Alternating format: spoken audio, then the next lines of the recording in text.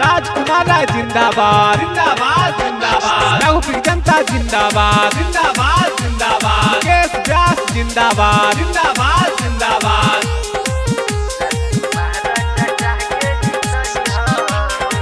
हाथ जोड़ी कही चाचा चाची राजकुमार चाचा के जीतई हो।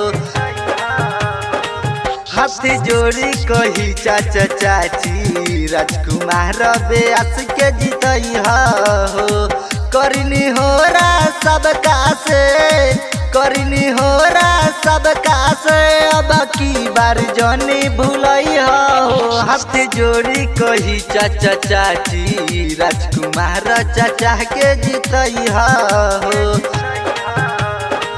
हाथ जोड़ी कही चाचा चाची राजकुमार व्यास के जीतई हो।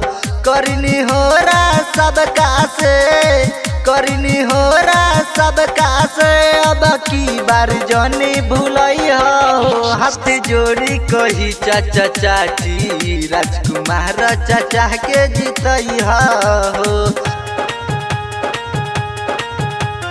राजकुमार राय जिंदाबाद जिंदाबाद जिंदाबाद। रघुपीर जनता जिंदाबाद जिंदाबाद जिंदाबाद। मदन मुरारी जिंदाबाद जिंदाबाद जिंदाबाद।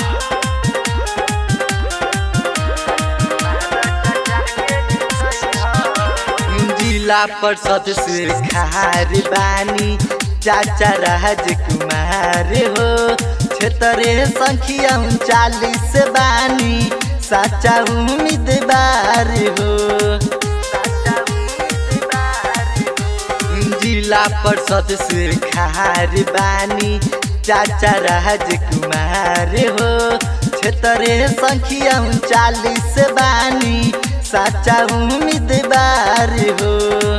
कहतानी साचो बतिया कहतानी साचो बतिया मुकेश के नहीं बिसरई हो। हाथ जोड़ी कही चाचा चाची राजकुमार व्यास के जीतई हो। राजकुमार राय जिंदाबाद जिंदाबाद जिंदाबाद। रघुपीर जनता जिंदाबाद जिंदाबाद जिंदाबाद। केस व्यास जिंदाबाद जिंदाबाद जिंदाबाद।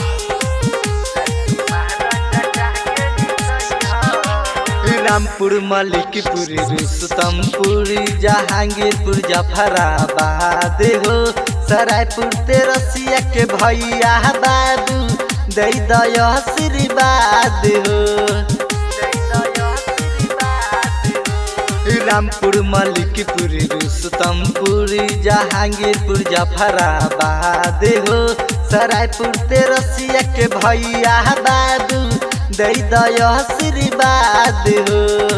सबकी रह बजनगी भर सबकी रह बजनगी भर काम फरमई हो। हाथ जोड़ी कही चाचा चाची राजकुमार राय के जीतई हो। राजकुमार राय जिंदाबाद जिंदाबाद जिंदाबाद। रघुपीर जनता जिंदाबाद जिंदाबाद जिंदाबाद। मदन मुरारी जिंदाबाद जिंदाबाद जिंदाबाद।